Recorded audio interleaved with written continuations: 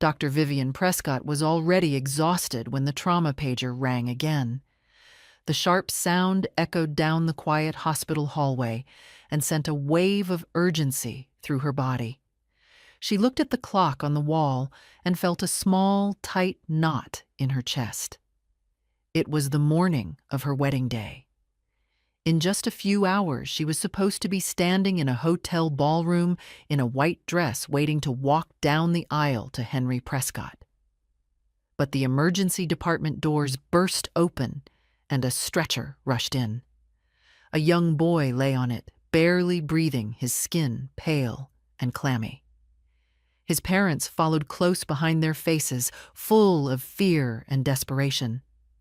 A nurse called out that the child was in septic shock and his organs were failing.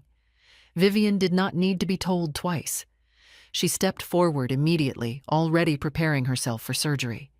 Dr. Collins, the head surgeon, met her eyes and asked a question that felt heavier than it should have. "Vivian, can you take this case right now?" For a moment, everything around her went quiet. She thought of her mother, Ruth, sitting at home, waiting to help her get dressed. She thought of Henry, probably already getting ready at the hotel. She had promised them she would be there on time. But then she looked at the child. He was slipping away. "Yes," she said, without hesitation. Inside the operating room, time seemed to disappear. Every second was filled with intense focus. Vivian guided her team through one critical step after another. The child's heart rate dropped and alarms rang, but she refused to let him go. Sweat soaked through her scrubs and her hands began to ache, but she did not slow down. 4 long hours passed before the situation finally stabilized. The monitor settled into a steady rhythm. The child was still alive. Not safe yet, but alive. Vivian leaned back for a moment, feeling the weight of what she had just done. She had saved a life. But the relief was short-lived. Her phone was vibrating in her locker. Dozens of missed calls, all from Henry. Her wedding had started without her. Vivian pulled off her gloves and hurried to change into the simple dress she had left at the hospital. She did not have time for makeup or flowers. She tied her hair back and ran to the parking garage. As she drove toward the hotel, her heart was racing. She kept telling herself that Henry loved her. He would understand. He had to. She had no idea that by the time she arrived, her life would already be torn apart. Vivian arrived at the Grand Crest Hotel with her heart pounding in her ears. The building was glowing with soft golden lights, and guests were gathered outside, smiling and laughing, as if nothing in the world was wrong. For a brief moment, she felt a rush of relief. The wedding was still happening. She had not missed everything. She stepped out of her car, holding the edges of her simple white dress.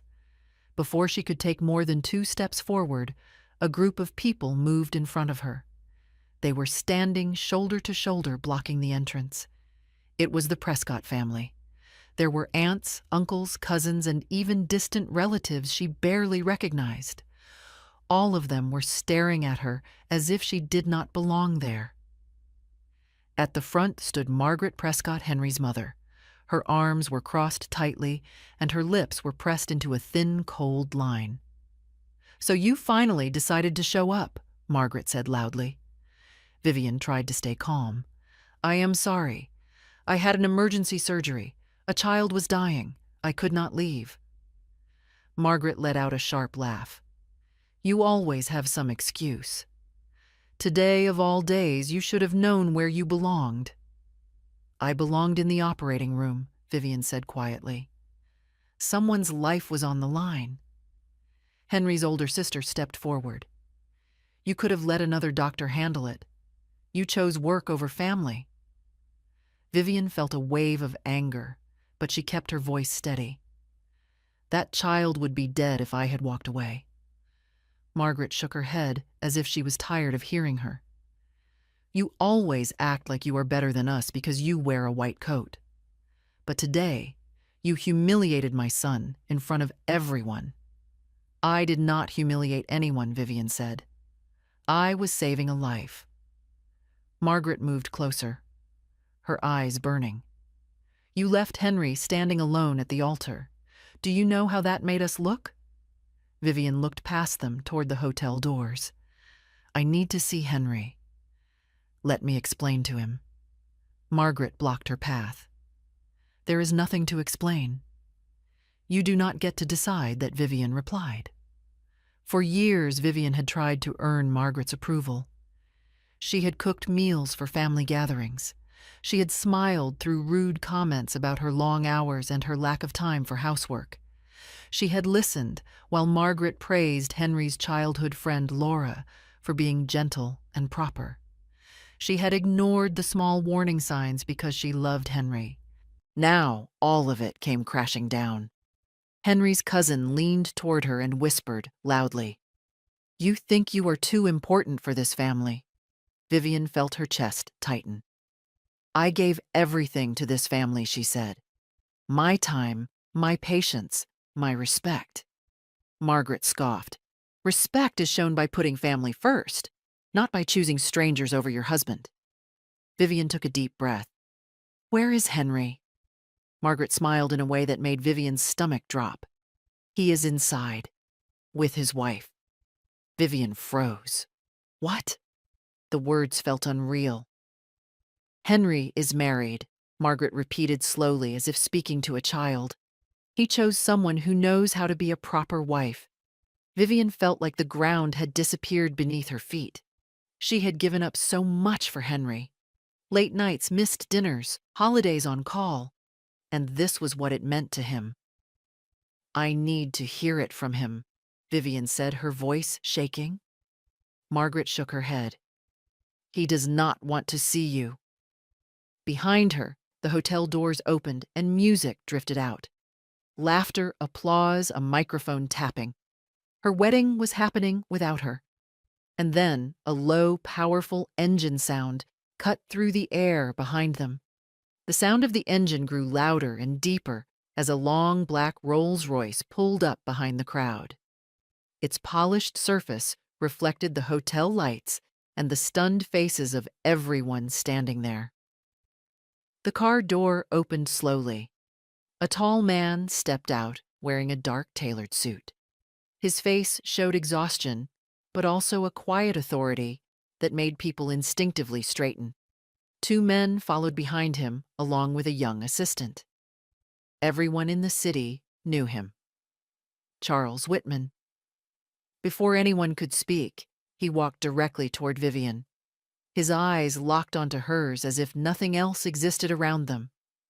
Dr. Prescott, he said, I have been looking for you. Vivian recognized him as the man she had seen pacing the hospital hallway earlier that morning while she was in surgery. Thank you, he continued, his voice thick with emotion. Thank you for saving my son. If you had not been there today, he would not be alive. He bowed his head to her. A wave of shock rippled through the Prescott family. Margaret's face turned pale. Henry's relatives stared at Vivian with wide eyes. Charles turned toward the crowd, blocking her way. A moment ago, he said calmly, who was telling this woman to leave? No one answered. Margaret forced a smile that did not reach her eyes. This is a misunderstanding. Vivian is family. Charles looked at her coldly. Family does not humiliate someone who just saved a child's life. Vivian felt her heart pounding. Everything that had happened moments before felt suddenly exposed. Charles turned back to her. Dr. Prescott, would you please come with me for a moment? You look like you need space. Before Vivian could reply, Margaret stepped forward. Vivian, my dear, we should talk. Vivian did not even look at her. She walked toward the Rolls-Royce. As she passed by the Prescott family, she could feel their eyes on her. Just minutes ago, they had treated her like she was worthless. Now they were afraid. Inside the car, Vivian let out a shaky breath. Her phone buzzed. Henry. She stared at the screen for a moment before answering. Vivian. Where are you? Henry asked. My mother says you made a scene. A scene, she repeated. I arrived from surgery and your family blocked me from entering my own wedding. Henry sighed. You know how my mother is. She panicked. This thing with Laura, it was just to calm her down. Did you say the vows? Vivian asked quietly. There was a pause. Yes. Then you replaced me, Vivian said. Henry's voice dropped. I did not mean it like that. Vivian closed her eyes. You stood at an altar with another woman while I was saving a child's life. Silence. That told her everything. Charles watched her with concern. Vivian ended the call. She was no longer confused. She was done. The car moved away from the hotel slowly. Through the tinted glass, Vivian could still see the Prescott family standing in a tight group on the sidewalk. Margaret was speaking rapidly to someone, but no one looked confident anymore. Charles Whitman sat across from her in the quiet luxury of the back seat. Dr. Prescott, he said gently. I am sorry you had to go through that. Vivian nodded. I did not even get the chance to walk inside. You should not have been treated that way, Charles replied. You were saving my son while they were judging you. Her phone buzzed again. Henry. She did not answer. Charles leaned back slightly. I do not want to interfere in your personal life, but I want you to know something. When I saw how they spoke to you outside that hotel, I could not stay silent. Vivian looked at him. Thank you. They drove in silence for a few moments before Charles spoke again. Where would you like to go? To my mother, Vivian said. I need to get to her before they do. Charles nodded. I will have someone make sure no one bothers you. Vivian felt a strange mix of gratitude and sadness. A stranger had just done what her own fiancé had not. Her phone rang again. Henry, she answered.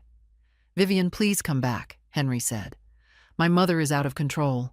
This whole thing went too far. Did you try to stop her? Vivian asked. I was trying to keep things calm.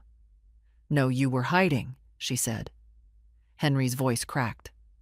I love you. Then you should have been waiting for me at the hospital, Vivian replied. She hung up. Charles watched her with quiet respect. You chose yourself, he said. Vivian nodded. I have to. The Rolls-Royce turned toward her mother's neighborhood. For the first time that day, Vivian was no longer running toward a man who would not stand for her. She was going home. When Vivian arrived at her mother Ruth's small house, she felt like she had crossed into a different world. The street was quiet. The air smelled like fresh grass instead of perfume and hotel carpets. Ruth opened the door the moment Vivian stepped out of the car. My girl, Ruth said, pulling her into a tight hug. You look exhausted. Vivian finally let herself breathe. Later that evening, Henry called again. This time she answered on speaker so Ruth could hear. Vivian, please? Henry said, his voice desperate. I never wanted things to turn out this way. My mother lost control. Ruth looked at the phone calmly. Did you stand at the altar with another woman? There was a pause. Yes. Then you have already answered every question, Ruth said. Henry turned back to Vivian. We can still fix this. Laura is gone. The ceremony was not even legal. Vivian shook her head. That does not matter.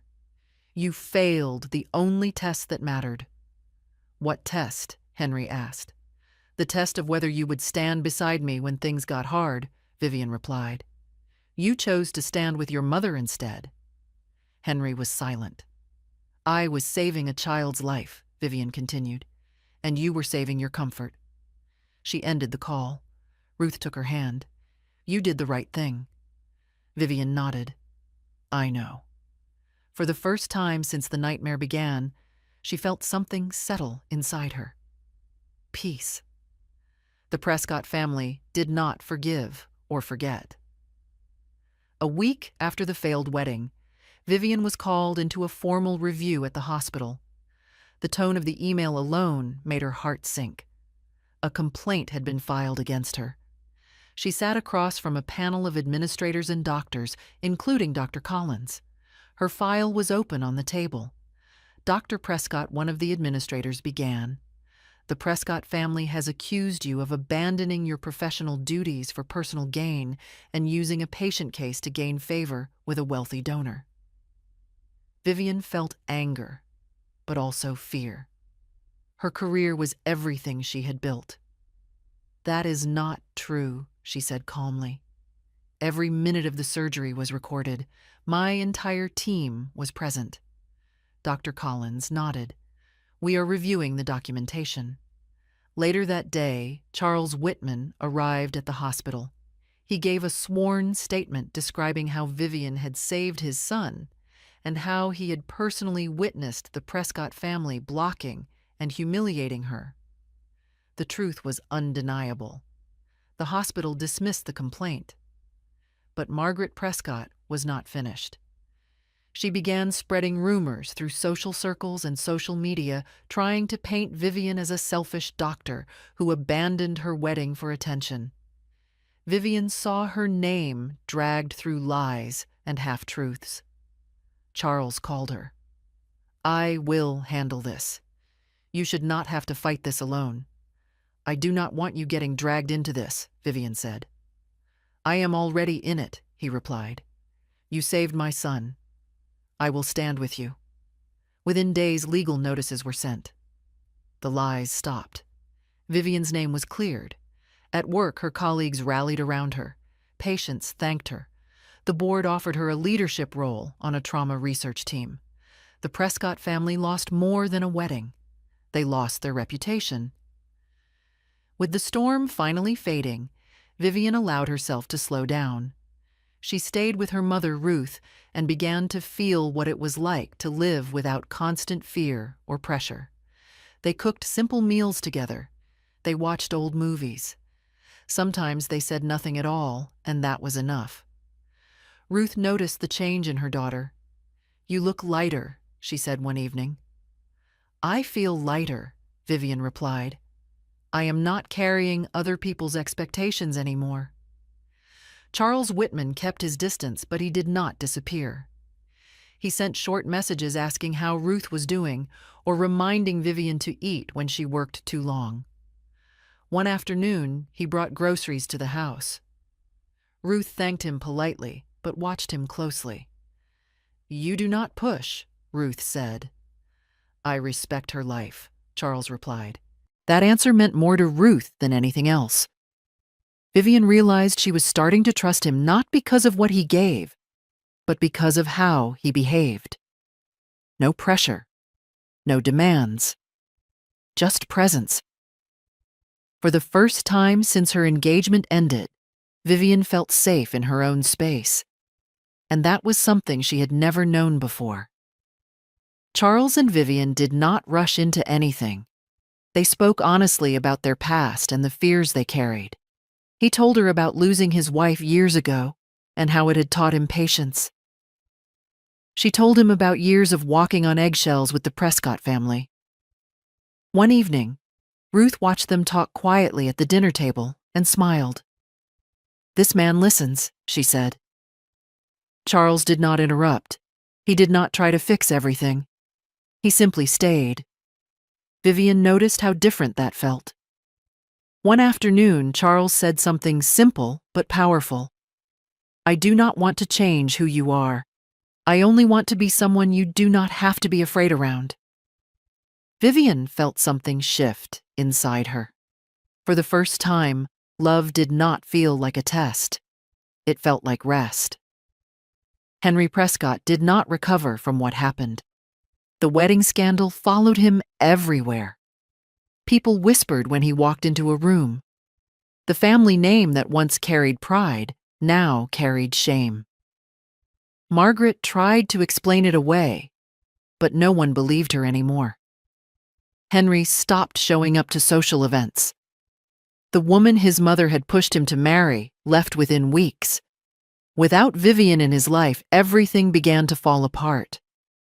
Vivian, on the other hand, kept moving forward. Her work on the trauma research team gained attention. She was invited to speak at medical conferences.